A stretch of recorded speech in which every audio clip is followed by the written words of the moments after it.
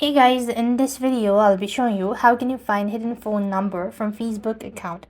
Hi everybody, welcome back to our channel. In this video I'll be showing you the procedure to find hidden phone number from Facebook account. To do this, you need to first of all open the Facebook app. Now you have to understand that not all the Facebook post or not all the users will have the phone number public. So some users might have hidden, or may you have to send a request, only then you'll be able to access. Now let's go ahead and actually access this.